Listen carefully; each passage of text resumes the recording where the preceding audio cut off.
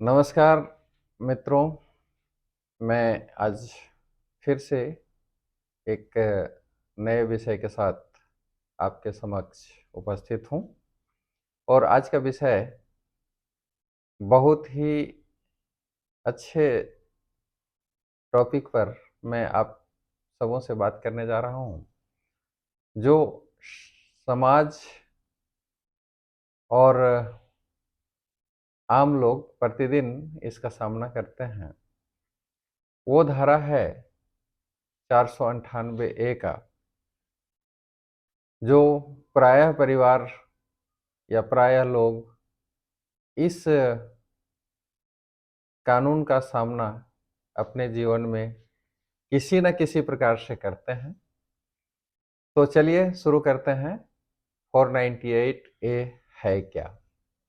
498A भारतीय दंड विधान का एक बहुत ही मशहूर कानून है, और इसमें पत्नियों को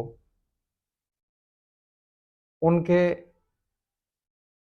मेंटल, फिजिकल और हेल्थ इश्यूज को, इवन डॉरी को लेकर जो प्रताड़ित की जाती हैं महिलाएं, उन्हें यह धारा अधिकार प्रदान करता है कि जैसे ही उस पर किसी तरह की प्रताड़ना हो तो वो संबंधित थाने में या अपने मैके में अगर है तो वहाँ के थाने में, और यदि वो किसी स्थान पर पति के साथ रह रही है तो ये क्षेत्राधिकार जो है उनका बनता है, और वहाँ से वो मुकदमा दर्ज करवा सकती हैं।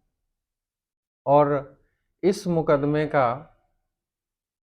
बहुत ही गहरा प्रभाव हमारे भारतीय जनमानस पर पड़ता है।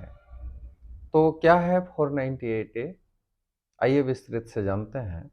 498 कानून ये स्पष्ट करता है कि यदि कोई पत्नी को, किसी की पत्नी को उसके रिश्तेदार, भाई बहन, सास ससुर और दूर के जो रिश्तेदार हैं, बहन के पति, इस तरह से इस धारा में व्यापक अर्थों में उनके हस्बैंड एंड हिज रिलेटिव को लाया गया है, जो उसकी पत्नी के साथ क्रूरतापूर्ण व्यवहार करते हैं, जिससे वो आत्महत्या के लिए प्रेरित होती है या किसी तरह का मारपीट, शारीरिक मानसिक होती है। तो उस स्त्री को इस कानून के तहत थाने में या न्यायालय में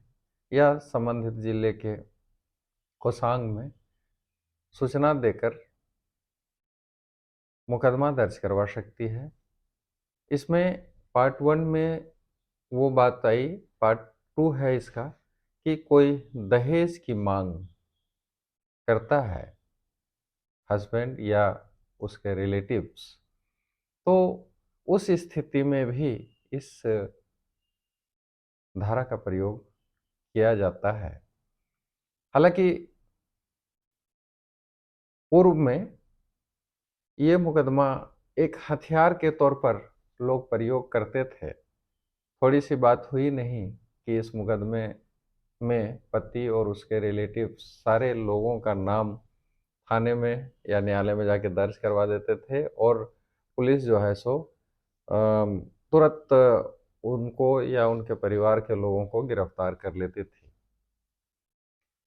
इस से परेशानी बढ़ने लगी तो एक जजमेंट आया, Arnesh Kumar versus state of Bihar, जिसमें माननीय उच्चतम न्यायालय ने बहुत सारी गाइडलाइंस तय कर दी।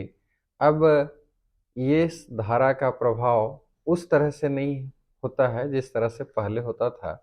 अब इसमें स्पष्ट है कि जैसे ही वो मुकदमा दर्ज होता है, पुलिस इन्वेस्टिगेशन करती है, यहाँ तक कि दोनों के पक्षों के बीच या दोनों को बुलाकर, थाने में बुलाकर या न्यायालय में, मीडिएशन सेंटर में या जिले में भी इसका मध्यस्थता केंद्र बनाया गया है, जहां दोनों पक्षों को बुला करके सुलह समझौते का प्रयास किया जाता है।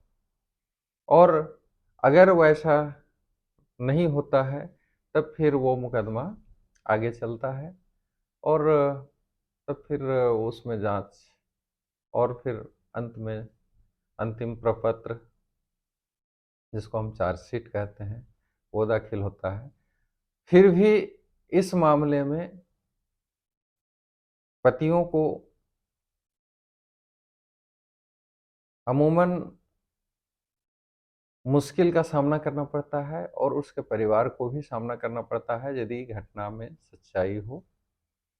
तो इसके लिए जो है सो लोग न्यायालय का शरण ले सकते हैं, अपना एंटीसिपेटरी बेल ले सकते हैं, रेगुलर बेल ले सकते हैं और तरह से कर सकते हैं। परंतु पूर्व की जो स्थिति थी उसमें बहुत सुधार हुआ है। अब पुलिस जो है सो सीधे जा कर के उसके पति को या उसके रिलेटिव को गिरफ्तार नहीं कर सकती है। पहले उसे 41A का नोटिस देना होगा, फिर मध्यस्थता भी करनी होगी और इस तरह से जब सारी प्रक्रियाओं का पालन कर लिया जाता है और जब ये लगता है कि हाँ, घटना में सच्चाई है, तभी जो है सो गिरफ्तारी पुलिस करती है। और इस काम में पुलिस को जो पूर्व के अधिकार थे, वो अधिकार में बहुत हद तक अंकुश लगा है। तो दोस्तों, इसी तरह का वीडियो देखने के लिए आप मेरे चैनल को लाइक, सब्सक्राइब और शेयर करें और हमें इजाज़त दें। नमस्कार।